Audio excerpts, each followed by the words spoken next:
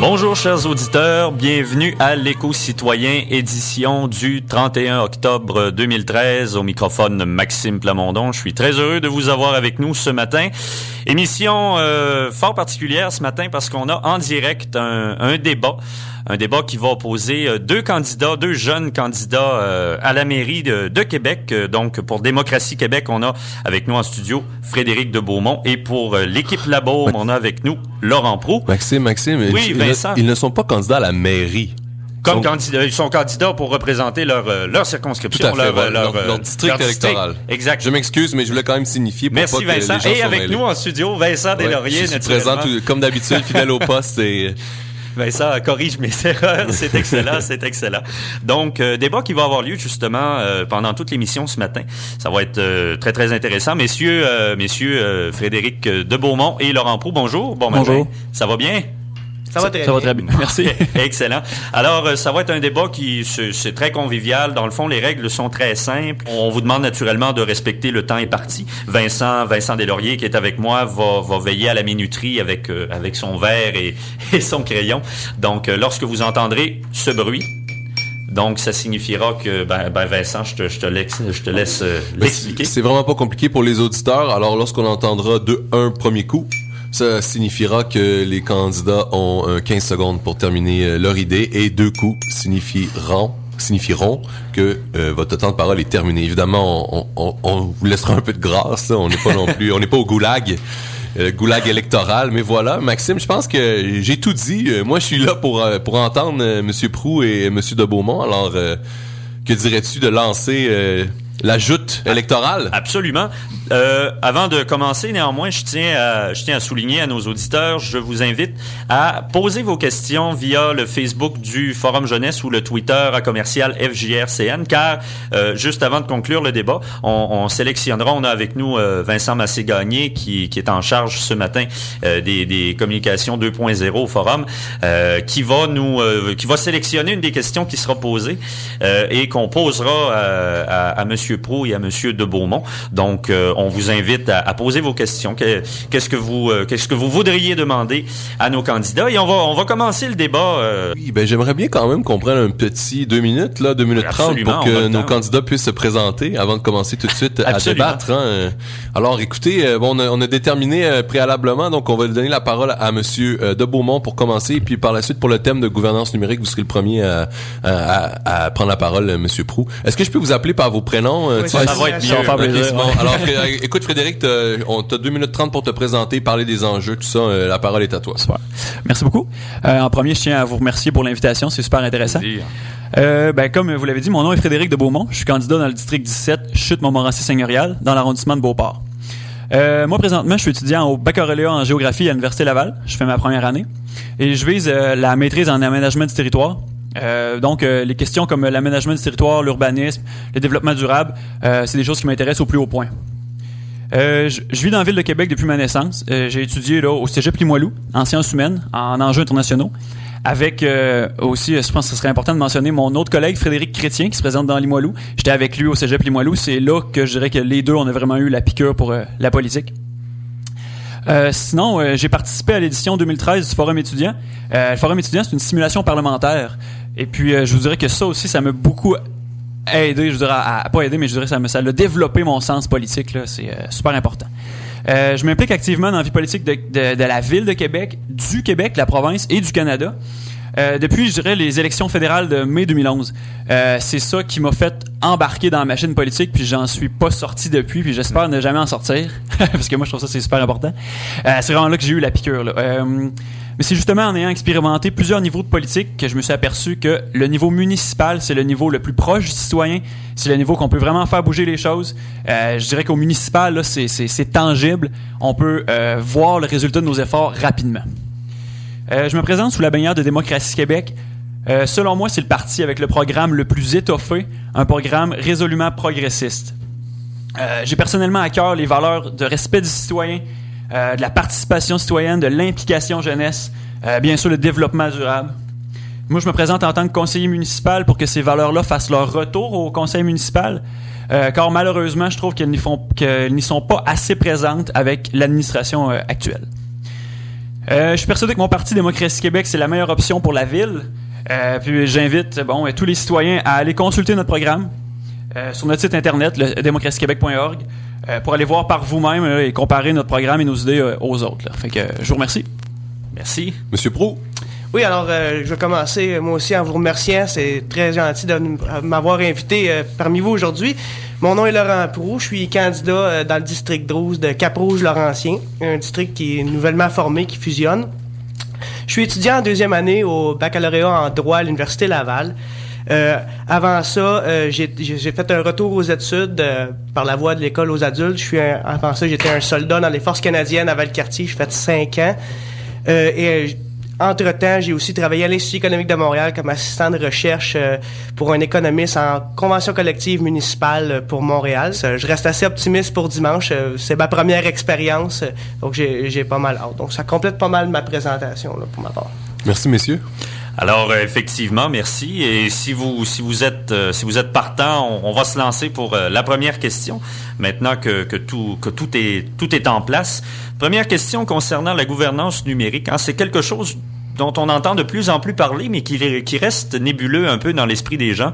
Et pour ceux à la maison, pour ceux en voiture qui nous écoutent, qui ignoreraient ce qu'est la gouvernance numérique, c'est un concept qui est quand même assez nouveau. C'est la manière de diriger, donc la manière de gouverner, de voir les affaires politiques, les affaires publiques du point de vue 2.0. Donc, qu'est-ce qu'on peut faire avec les nouveaux médias de communication? Qu'est-ce qu'on peut faire avec les nouvelles plateformes qui existent sur le web pour améliorer la vie citoyenne, la vie participative et les institutions politiques? Par exemple, un exemple de gouvernance numérique, pourrait-il y avoir, par exemple, une plateforme qui permettrait de réaliser en temps réel des référendums, par exemple, sur l'Internet, sur des questions comme, par exemple, la Charte des valeurs, pour ne prendre que ce point, aller vraiment cerner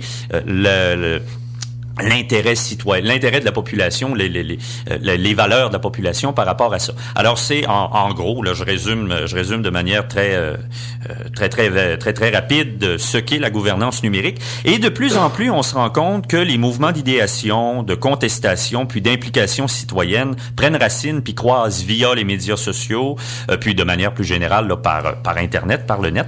Et comme cette tendance-là s'accentue au fil des ans, est-ce que vous croyez, vous, messieurs qui vous présentez comme candidat, comme conseiller à la mairie, est-ce que vous croyez que le milieu politique doit s'adapter à cette réalité-là et repenser la manière de gouverner en fonction de cette nouvelle réalité numérique-là? Alors, je crois qu'on avait déterminé que Laurent Proulx s'exprimerait le premier. Alors, Laurent, la parole est à toi. Excellent. Tu as 2 minutes. Merci beaucoup. Donc, la gouvernance électronique, je pense que de plus en plus, ça va faire partie du spectre politique. On l'a vu dans la dernière campagne provinciale. On n'avait jamais vu ça auparavant, autant de députés, de candidats qui utilisent, entre autres, Twitter. Donc, moi, je suis à la base très favorable à ça. D'ailleurs, dans le caucus d'équipe La Bombe, je peux vous dire que mon collègue Frédéric Poitras et moi avons beaucoup milité pour avoir le faire le plus possible de contact avec les citoyens sur ces plateformes-là. Le seul bémol que j'apporte, c'est que le changement, je pense qu'il doit se faire, mais il ne doit pas être forcé de part et d'autre. Je pense qu'il va se faire au fil du temps. Le problème avec Twitter en ce moment, c'est qu'il y a seulement 5% de la population qui utilise cette plateforme-là. Donc, je pense que plus les gens vont l'utiliser, plus les partis politiques vont s'adapter au fur et à mesure. Je pense que c'est un changement qui va se faire de façon progressive. Je pense pas qu'on doit en ce moment se lancer à tout va dans une réforme pour l'instant, puisque je suis d'accord avec le fait qu'il y a de plus en plus de mouvements qui s'élancent sur les réseaux sociaux. Par contre, je pense que ça doit se faire progressivement. Et au niveau de la question sur les référendums, je suis un petit peu mitigé là-dessus. Je suis conscient que ça permettrait à beaucoup de gens qui peuvent pas se déplacer ou qui ont des inconvénients de voter. Par contre, il va falloir, ça aussi, la technologie devra s'améliorer. Et je prends par exemple la pétition des gens qui rêvent de prendre l'autobus. Il y a un électeur qui m'a envoyé un print screen. Tu sais, Kim Jong-il l'a signé, là. T'sais, fait que moi, tu sais, je veux dire, je comprends certainement que c'est indéniable qu'il y a eu un mouvement de gens qui ont dit, bon, OK, moi, je rêve de prendre l'autobus, mais tu sais, au niveau de valider exactement, de prendre la mesure de ça, je pense qu'on n'est pas encore tout à fait rendu là. Je pense qu'il faut rester plutôt modéré. Je pense que la technologie va continuer d'avancer et je pense qu'au fil et à mesure que ça va avancer, les partis politiques vont s'adapter à ça. C'est un changement qui va se faire progressivement. Je pense pas qu'il y a de grandes réformes à apporter, de coups de barre à donner. Parfait. Donc, Frédéric, à toi. Merci. Moi, je pense que c'est absolument nécessaire que les technologies de l'information, là, quand on parle des médias sociaux, les applications, c'est les applications pour les téléphones intelligents, puis les sites Internet en général, moi, je pense que ça doit être au service d'une démocratie ouverte. Je m'explique. Dans le fond, pour tout ce qui est consultation, information, collaboration avec les citoyens, ça doit passer par dans le fond, par les technologies de l'information. Je dirais que le numérique, là, c'est une des réponses qu'on peut avoir pour contrer le cynisme ambiant. Pour contrer la crise de confiance des citoyens. On sait ce qui arrive présentement là avec la commission Charbonneau, tout ça, les citoyens, il y a même eu un sondage qui est sorti. Les citoyens voient les politiciens comme des gens peu trustables, excusez-moi l'expression, mais je pense que on peut utiliser ces technologies-là pour faire preuve de transparence, puis la transparence, c'est probablement la solution la plus efficace contre le cynisme ambiant. Là. Mon parti a déjà pris l'engagement de créer une application pour téléphone intelligent pour pouvoir informer les citoyens des consultations, des conseils municipaux, des décisions prises par la ville. Ça serait comme un peu une alarme, ça sonnerait, puis hop, il y a un conseil municipal à telle heure ou choses comme ça. Puis en plus, ça peut inciter les gens à s'intéresser un peu plus à la politique municipale. Contrairement à ce que mon collègue Laurent a mentionné tantôt, le sondage qu'un jeune du cégep Sainte-Foy a lancé pour ceux qui rêvent d'avoir un transport en commun efficace, tu sais, oui, il y avait... Merci. Il y avait quelques noms qui étaient un peu farfelus, mais en général, je pense qu'on peut se faire une bonne idée avec les technologies de l'information de ce que les citoyens pensent. Parfait. Donc, je pense qu'on peut lancer la période de débat. 1 minute 30 pour échanger entre vous sur cet enjeu-là. Donc, la parole est à vous. Ben, au sujet des applications pour les conseils municipaux, je tiens à dire que ça existe déjà. Si vous allez avec votre téléphone intelligent Apple, vous pouvez télécharger dans votre calendrier tous les conseils d'arrondissement, les conseils de quartier, les conseils municipaux. Ça c'est quelque chose qui existe déjà. Puis au niveau de la transparence, aussi, si vous allez sur le site Internet de la ville, toutes les présentations, que ce soit PowerPoint ou PDF, sur la dette de la ville, la situation dans les arrondissements, l'entretien des rues. D'ailleurs, on est une des seules villes au Canada qu'on peut voir exactement tout l'entretien des rues, savoir quelles rues sont plus maganées, lesquelles sont en bon état. Donc, chaque citoyen peut aller consulter ça. Donc, au niveau de la transparence, je pense que le travail est fait. C'est certain qu'il y a toujours des améliorations au niveau de la communication, mais comme je l'ai dit, je pense que ça va se faire progressivement. Puis, pour revenir, quand je parlais au niveau référendaire, l'autre problème avec la pétition qu'on a vue sur les autobus, c'est qu'on pouvait la signer le nombre de fois qu'on voulait. Moi, j'ai pas de problème à ce qu'on consulte de façon démocratique sur Internet, mais il va falloir fournir une preuve d'identité puis être capable de la signer juste une fois, la pétition. Moi, je dirais avec... parce que, Laurent mentionne que la Ville le fait déjà. C'est vrai que la Ville, pour ce qui est des présentations, le fait déjà, mais moi, je dirais avec une consultation puis quelque chose qui serait interactif, que les gens pourraient... directement faire part de leurs préoccupations en amont, avant de faire les projets. Parce que là, présentement, la Ville, comme tu as dit, fait des présentations. Dans le fond, on a fait ça, voici ce qu'on a fait. Vous pouvez le savoir ce qu'on a fait, mais votre opinion, on s'en fout un peu. Moi, c'est le contraire que je veux faire. Je veux aller chercher l'opinion des citoyens à la base pour que les projets des citoyens montent ensuite au conseil de ville. Puis je pense que les technologies peuvent nous aider là, à faire avancer ça extrêmement vite. Là, on pourrait prendre le tournant numérique là, d'ici en 1 an, on pourrait en mettre des espèces d'applications, les sites Internet, des choses comme ça pour aller chercher les idées des citoyens puis les intéresser à la politique aussi. Là.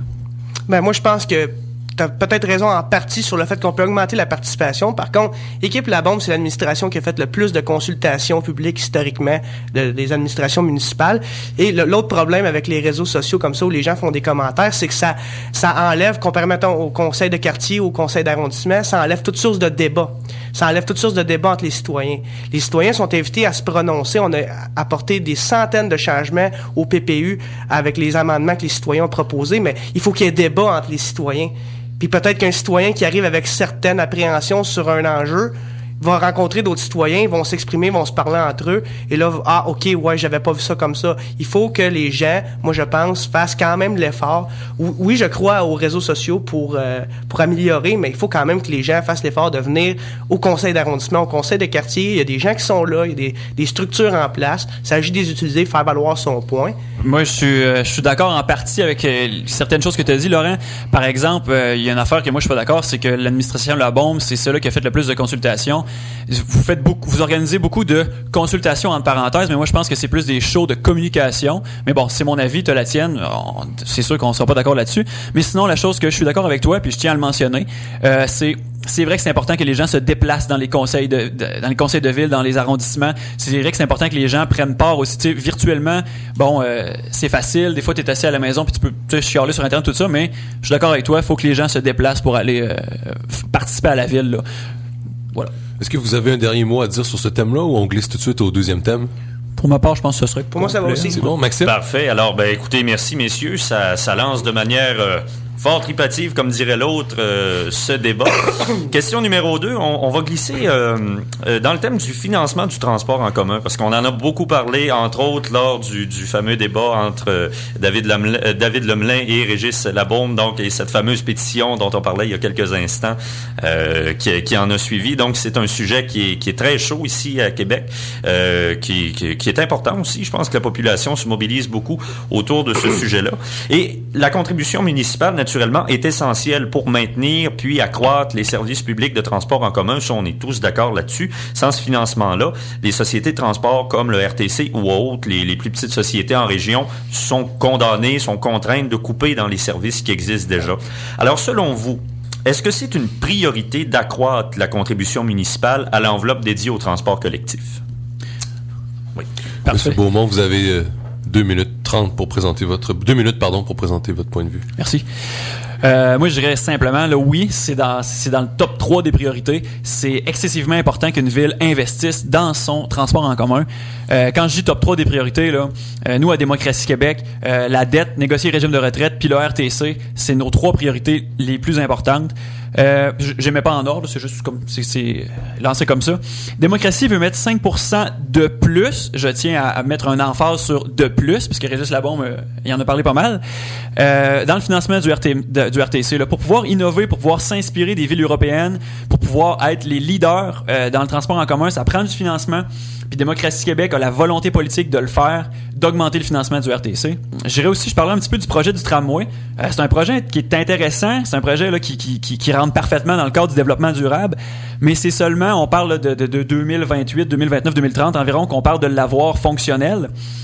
Nous, on veut du développement maintenant. On veut quelque chose qui se passe dans la ville de Québec rapidement, dans les prochaines années. Là, on parle d'un environ de 5 ans. Ça, pour l'avoir, c'est en investissant plus dans les autobus. Qu'on peut arriver là, à désengorger les autoroutes. Puis pour désengorger les autoroutes, on n'a pas besoin de les élargir. Puis pour moi, pour Démocratie Québec, ce qu'il faut faire, c'est rendre l'autobus attrayant, rendre l'autobus rapide avec des voies réservées pour que les citoyens embarquent dans le RTC. Donc oui, c'est une priorité d'investir dans le RTC. Laurent? Alors, pour Équipe La Bombe, c'est clair que c'est une priorité aussi, le RTC. D'ailleurs, en 6 ans, le budget a augmenté de 36 millions au RTC. Je pense que il y a toujours, en politique, je pense qu'il faut être honnête avec les gens. Il y a une notion de ce qu'on voudrait faire dans le meilleur des mondes et ce qui est humainement possible de faire. Je pense que 36 millions sur 6 ans, c'est quand même pas banal comme augmentation de budget. Cette année, c'est 6,9% d'augmentation du budget. Je pense que le RTC à Québec fournit un service adéquat, notamment aux étudiants. Je pense que la passe mensuelle, c'est à 53$ pour un étudiant. Là, je pense que c'est quelque chose qui est raisonnable. Pour ce qui est de l'élargissement des autoroutes, moi, je représente un district, Cap-Rouge-Laurentien, pour vous situer, là, qui est près de Saint-Augustin. Là. Beaucoup de gens dans mon district utilisent l'automobile pour se rendre à Québec pour des raisons qui, je crois, sont, à mon sens, assez justifiables. Maintenant, ces gens-là, de par leurs frais d'immatriculation, ils subventionnent le RTC à grande échelle. Là. Une grosse partie des revenus annuels du RTC vient des automobilistes qui paient des frais d'immatriculation sur leur voiture. Moi, tout ce que je dis, c'est qu'il y a une notion d'équité là-dedans. Je pense que les citoyens qui désirent prendre le transport en commun doivent être bien servis. Mais je pense que les automobilistes qui financent le transport en commun, ont aussi droit à des infrastructures de qualité, puis de se déplacer en voiture dans des temps raisonnables. Puis le parc automobile continue sans cesse de grandir, même si on passe aux voitures électriques. Donc, moi, je vois là-dedans, mon point pour terminer, c'est qu'il faut faire un système incitatif et non pas répressif. Faut pas dire aux gens, prenez l'autobus parce que c'est douloureux de prendre la voiture. Prenez l'autobus parce que c'est plutôt incitatif. Incitatif plutôt que dire la répression, finalement. Merci beaucoup. Alors, pour cette présentation individuelle, on passe maintenant à la minute 30 de débat. Donc, on vous invite à vous commettre sur cette question tous ensemble dans l'harmonie. Bien sûr. Moi, je commencerai à parler là, d'accès transport viable. On a vu, je pense, si je ne me trompe pas, c'était hier, qui est sorti dans les journaux. Accès transport viable a décerné des cotes, un peu comme à l'université. Démocratie Québec, on a eu B+, qui était quand même une bonne note. Puis l'équipe Labon, je me souviens un peu, mais un petit peu plus bas. Ce qui est important à retenir là-dedans, c'est que Démocratie Québec, vraiment, on veut prendre là, les moyens pour améliorer le transport en commun, mais pas juste, là on parle de transport en commun, financement de transport en commun, mais ça englobe comme plein de choses aussi. On peut parler du transport actif, on peut parler de la marche, le vélo, des choses comme ça, les pistes cyclables utilitaires.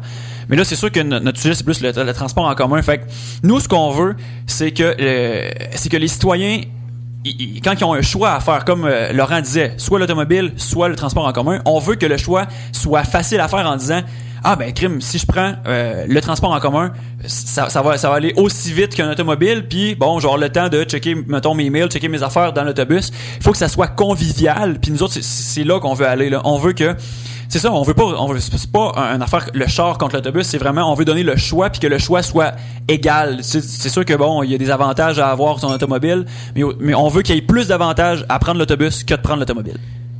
Alors moi, je vais juste apporter je suis bien content si vous avez eu une bonne note.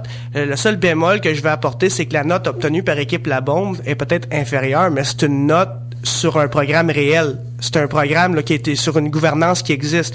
Votre programme sur papier, peut-être que pour cet organisme-là, peut-être que votre programme est meilleur. À cette heure, est-ce que dans le commun, dans le réel, dans la vraie vie, est-ce que ce programme-là est faisable à 100% et selon les aléas économiques puis de la gestion d'une ville? Ça, c'est une autre histoire. Seul bémol que je voulais apporter. Pour le reste, je pense que moi, le RTC fournit dans l'ensemble un très bon service. Est-ce qu'il y a place à amélioration? Certainement, puis c'est d'ailleurs dans cette voie-là qu'on s'en va.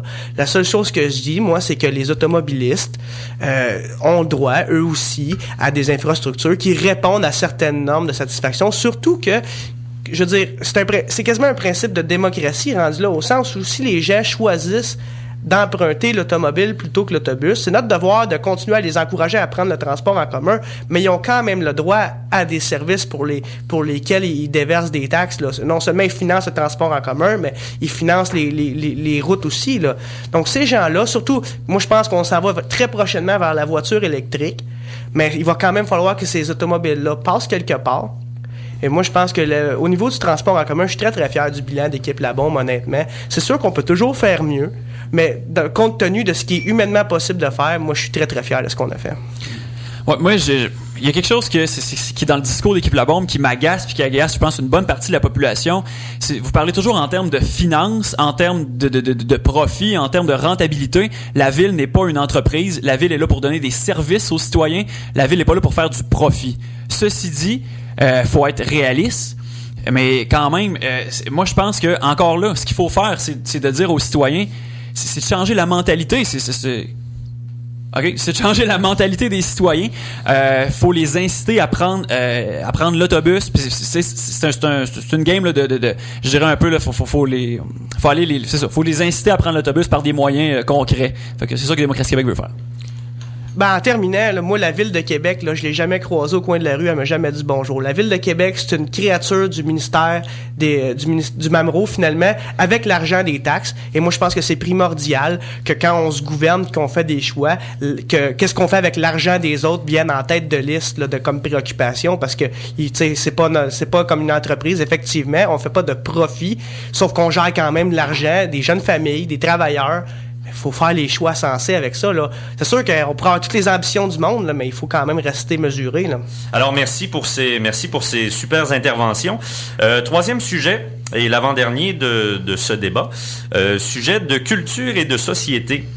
En politique, la culture, on le dit souvent, autant chez les politiciens que dans la société, c'est un sujet qu'on aborde de biais, on n'y accorde pas vraiment de réelle intention, c'est pas nécessairement dans les priorités, c'est vu plus comme une dépense que comme un investissement, et c'est souvent dans le domaine culturel où les coupes budgétaires sont les premières à subvenir quand le besoin s'en fait sentir. Pourtant, la culture, c'est d'une grande nécessité pour le développement d'une société puis le maintien de sa cohésion aussi, c'est un ciment social absolument extraordinaire.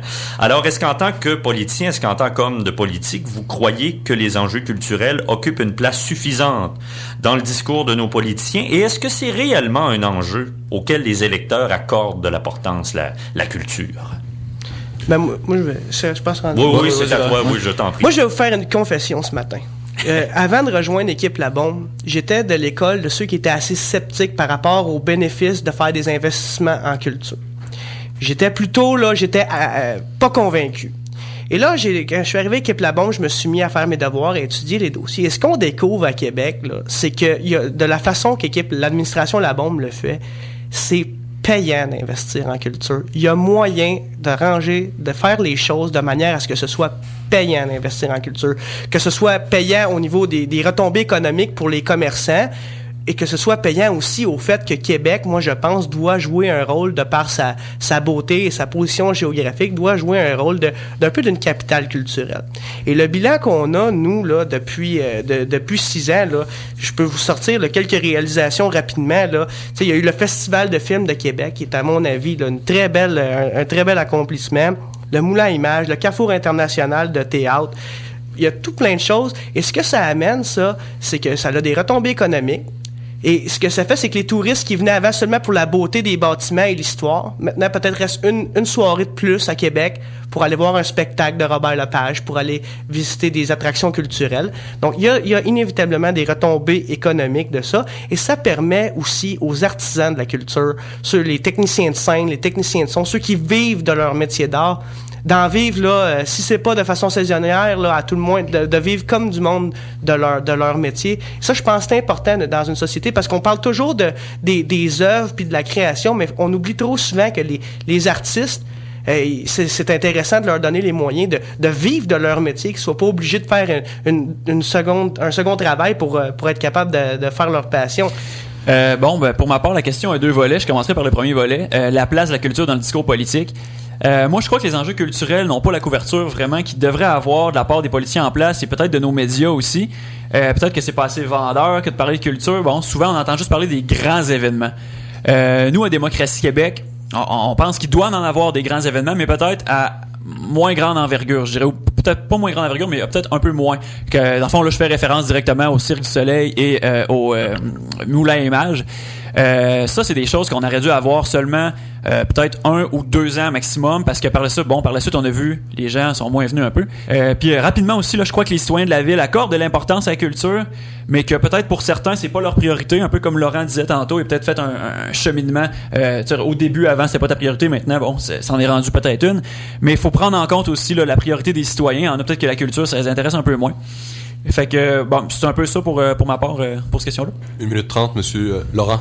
Oui, alors, moi, je suis pas tout à fait d'accord. J'ai dit que j'étais sceptique au niveau de la rentabilité de l'investissement. Mais la culture, là, ça fait partie d'une société. Moi, je suis d'accord avec vous que ça fait partie du ciment social. Quand on me parlait d'investissement, j'étais plus sceptique avant, mais j'ai découvert un style avec l'administration La Bombe où on peut investir, mais le faire de façon intelligente pour que ce soit payant. Mon collègue Frédéric Poitras pourrait vous en parler beaucoup plus longuement que moi.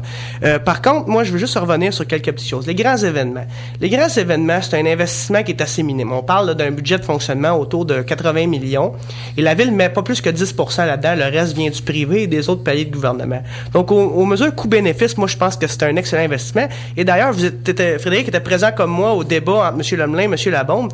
Les gens d'affaires de la Chambre de commerce, à forte majorité, sont en faveur de plus de grands événements. Et dans cette majorité-là, une majorité est en faveur de beaucoup plus de grands événements. Alors moi, pour qu'on maintienne les grands événements, je pense que ça fait de Québec une ville touristique. C'est pas pour rien qu'on est la numéro 1 en Amérique du Nord puis qu'on est dans le top 10 mondial devant Paris et Prague au niveau des destinations touristiques. Moi, je suis fier de ce qu'on fait. Puis je pense que le diamant, je suis en faveur de ça. Et il faut garder ça. Puis, dernier point, la politique d'art public, 400 000 $ par année qui est mis là-dedans pour que partout dans les édifices publics, des œuvres d'art soient exposées, puis que les gens aient accès à l'art et à la culture de plus en plus dans la ville de Québec. Ça, c'est une autre réalisation. Encore là, je veux reprendre, Laurent, sur ce que tu dis. Tu es toujours en train de parler de gens d'affaires, de payants, d'investissements qui vont créer de l'argent, parce que si la culture ne donne pas d'argent, je vois pas pourquoi qu'on en ferait. C'est un peu ça que j'entends. Moi, c'est pas de même que je vois ça, puis c'est pas de même que Démocratie Québec voit ça.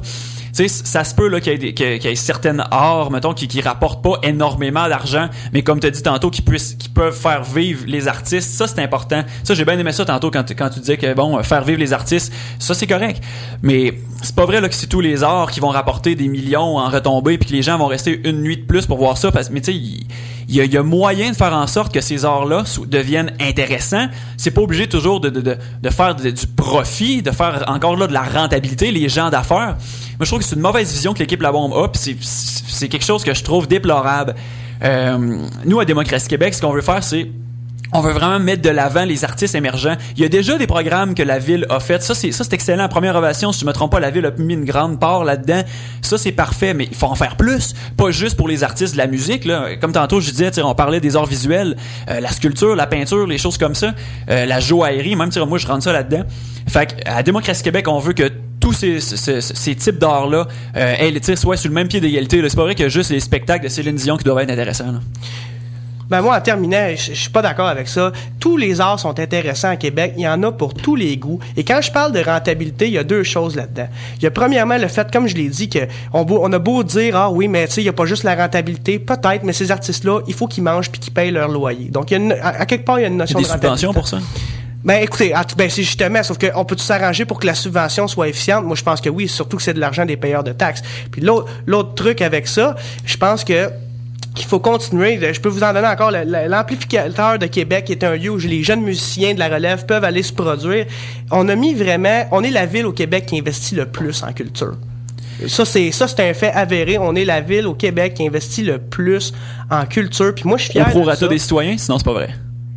Non, on est la ville au Québec. Il n'y a pas une ville au Québec qui investit plus en culture que la ville de Québec. Au prorata des citoyens, je te crois, mais sinon, Montréal investit plus, là. Ben, écoute, moi, je pense qu'au prorata des citoyens, c'est la manière de calculer. Ben, moi, je les ai, puis c'est la ville de Québec qui investit le plus en culture.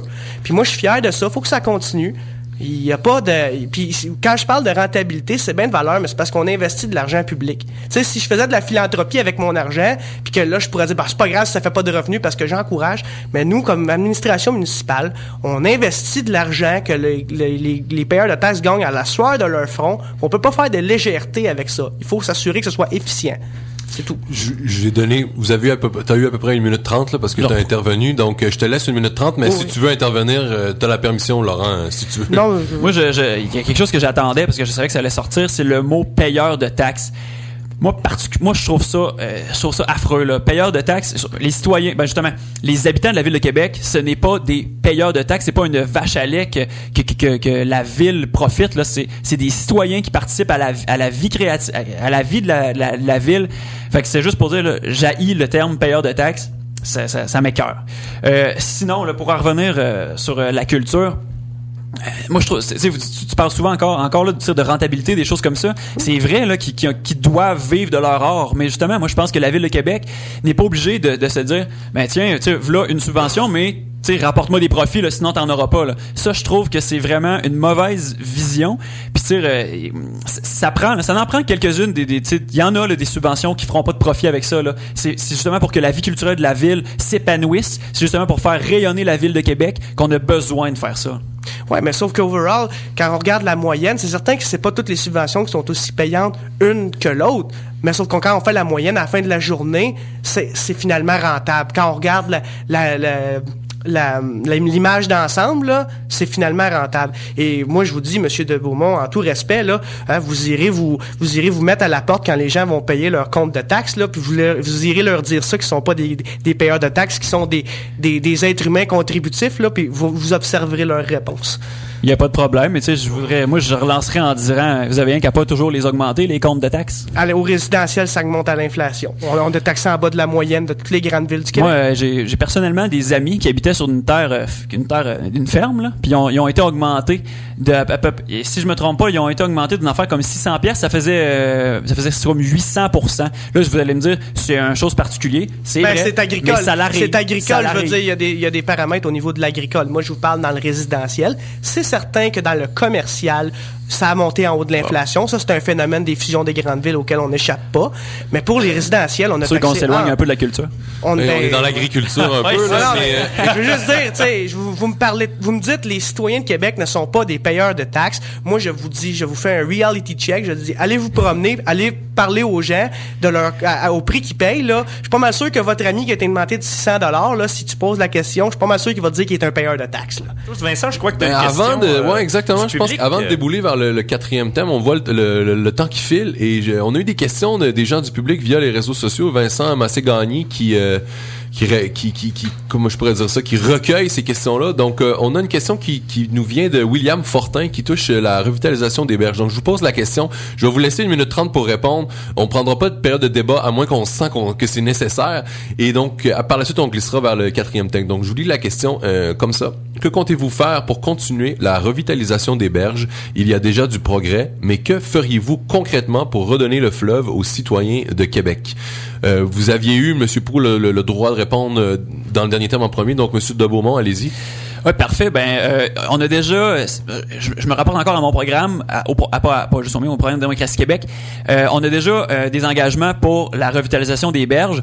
C'est sûr que ça, c'est en partenariat avec on n'a pas vraiment le choix de faire ça en partenariat avec le gouvernement provincial. Il y a déjà, là, la promenade Samuel de Champlain qui est comme un bon exemple. Si je me trompe pas, le provincial veut continuer à faire ça. Nous, on veut aller peut-être un peu plus loin. C'est surtout par rapport au verdissement. On parle souvent d'environnement, tout ça. Il y a des places que c'est bétonné, que c'est je dirais sale presque. C'est vraiment c'est à faire une opération de revitalisation de cet endroit-là. Puis nous, on veut y aller on va débloquer des fonds. Pour vraiment, là, on parle de Cap-Rouge. Si je me trompe pas, mon chef qui se présente comme son colistier est à Cap-Rouge contre Laurent. Beaucoup de projets pour le coin du fleuve Saint-Laurent dans Cap-Rouge. On parle aussi là, du district de Anne-Guéret, du district de Anne, de Paul, tout ce qui touche au fleuve. On veut comme faire une espèce de projet qui va suivre la promenade Samuel de Champlain, qui va revitaliser tout ce coin-là, qui va redonner l'accès aux citoyens. C'est sûr que là, on parle pas encore de plage, parce que sur le fleuve, c'est un peu risqué, mais on peut parler même du bassin Louise. Moi, je connais quelqu'un là, qui est super intéressé à ces projets-là, qui s'appelle Monsieur Léon Snow, qui est un géographe, qui ça fait une 20aine d'années qui se bat pour qu'on puisse se baigner dans le bassin Louise. Puis je trouve que c'est une bonne idée, que ce serait un bon moyen pour redonner l'accès au fleuve aux citoyens. Laurent? Moi, je vais parler pour mon district, le district en particulier la partie Cap-Rouge. Moi, je pense, j'ai pris mes engagements dès juin, comme quoi la marina de Cap-Rouge, qui est une infrastructure qui est victime de son succès. Là, je sais pas si vous avez déjà visité ça l'été. Là, on peut louer des kayaks pour aller sur le fleuve. C'est plein à ras-bord. Il y a des améliorations à faire pour le rendre plus accessible aux gens. Et c'est d'ailleurs un projet qui est déjà dans les cartons de faire le lien entre le chemin de la plage Jacques-Cartier pour se rendre jusqu'à Samuel de Champlain. Donc, de ce côté-là, si on regarde depuis que M. Labaume est là, je pense qu'on a toujours progressé vers la revitalisation des berges. Je pense qu'on a à tout moins jamais régressé. Là, on a toujours été en s'améliorant.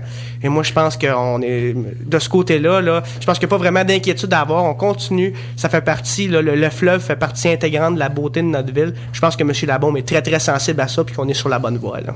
C'est bon. Sujet très important. Maxime, glissons tout de suite vers le quatrième thème. Oui, car c'est pas le moindre et le temps file. Le temps file. Quatrième point, implication citoyenne. Donc, on en parle et c'est...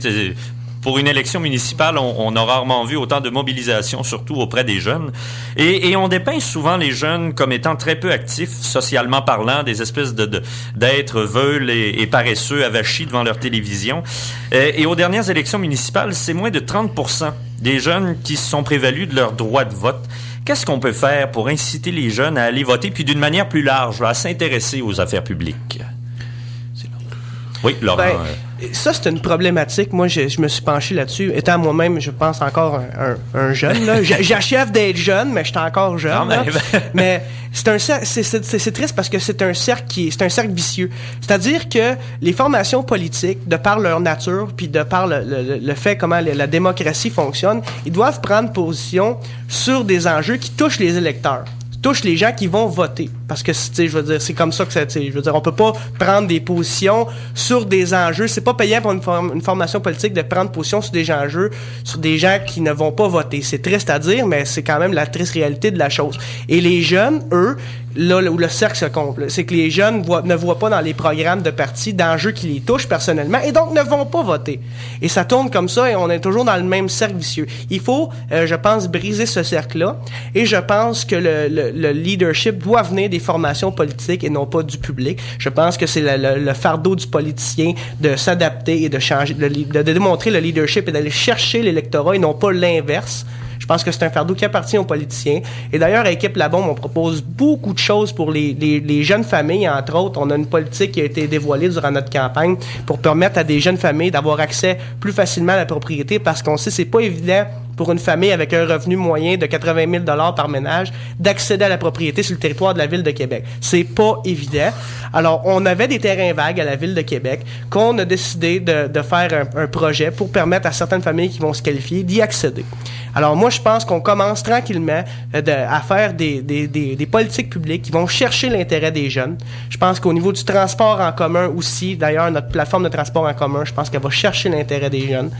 Donc, tranquillement, je pense qu'à la longue, ce cercle vicieux-là va se briser.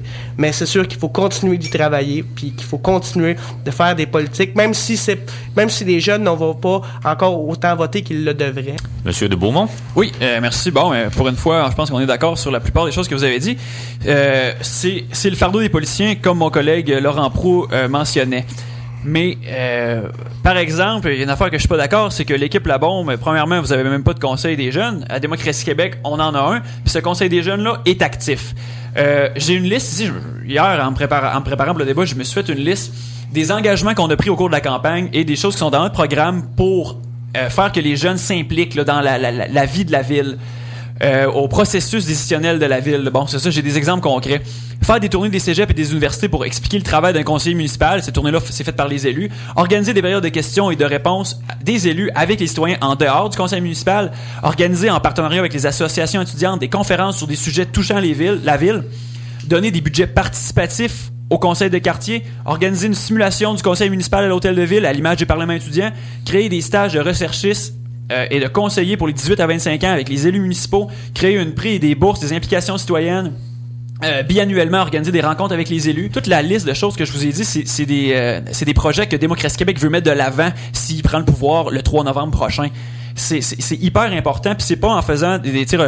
Mon collègue Laurent Proulx parlait d'un projet d'un engagement pour les jeunes familles. C'est super bon ça, mais là on parle du monde qui sont rendus à 33, 34, 35. Tu sais, c'est correct, là, on a besoin de ça là. Mais moi je parle des jeunes, là, des gens de 18 ans qui viennent juste d'avoir le droit de vote. Faut les inciter à aller voter, faut créer une habitude pour que tous ces gens-là puissent continuer d'aller voter toujours. Puis si on commence à 18 ans, puis on les lâche pas, on dit hey, regardez c'est ce qu'on fait, on fait des tournées des cégeps, on fait une tournée des universités, on les implique directement dans le choix qu'ils ont, puis en les consultant, je pense que c'est là qu'on va créer quelque chose d'intéressant. OK, messieurs, ça tire à sa fin. On va vous laisser une minute pour conclure chacun votre tour. Je suis désolé, on ne pourra pas avoir la période de débat là-dessus, mais qu'est-ce que vous voulez? On vous a laissé l'espace de déborder, donc vous avez une minute chacun pour conclure. Maxime, il revient avec le mot de la fin après. On va commencer par Frédéric. Laurent, tu auras le dernier mot. Je vous incite, vraiment, ça c'est le message à tous les citoyens, à tous les auditeurs qui nous écoutent, je vous incite d'aller voter. Si c'est pas déjà fait, il y avait le vote par anticipation, il va y avoir le vote le 3 novembre prochain, dimanche le 3 novembre. Je vous incite d'aller voter. Même si c'est pas pour Démocratie Québec, faites le choix d'aller voter, c'est hyper important. Puis deuxièmement, pour les citoyens de Beauport qui nous écoutent, je crois personnellement que je suis le meilleur choix que les citoyens de Chute-Montmorency-Saint-Réal peuvent faire pour pouvoir avoir la voix au chapitre à l'hôtel de ville. Je représenterai les citoyens de manière efficace. Et puis encore, je vous incite à aller voter. Merci. Laurent?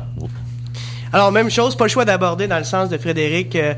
Il faut aller voter. J'invite les citoyens à se prévaloir de leur droit de vote. Pour ma part, j'estime qu'Équipe La Bombe, au complet, que ce soit pour moi personnellement puis pour mes collègues, on a fait une campagne qui était propre, qui était centré sur les enjeux et les vraies questions de politique publique. Et je pense que c'est super important pour moi.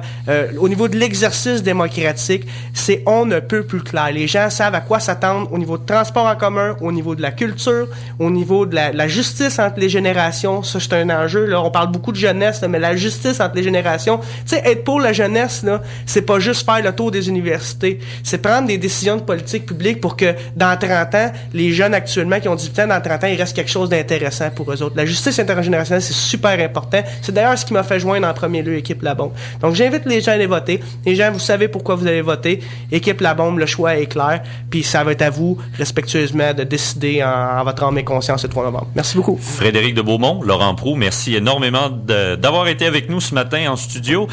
C'est comme ça que l'émission se termine ce matin. Malheureusement, on n'a pas plus de temps. Je remercie Laurent Deslauriers de sa participation comme maître du temps. Vincent Deslauriers. Laurent, c'est mon jeune frère. Laurent, c'est son frère. Il est partout, ce Laurent Deslauriers. Vincent Deslauriers, merci. Et on vous rappelle naturellement d'aller voter le 3 novembre. En tant que président du Forum Jeunesse, je vous incite fortement à vous prévaloir de votre droit de vote et surtout, c'est votre devoir citoyen aussi. On se retrouve jeudi prochain à la même heure pour l'émission L'Éco-Citoyen. Passez une très belle semaine.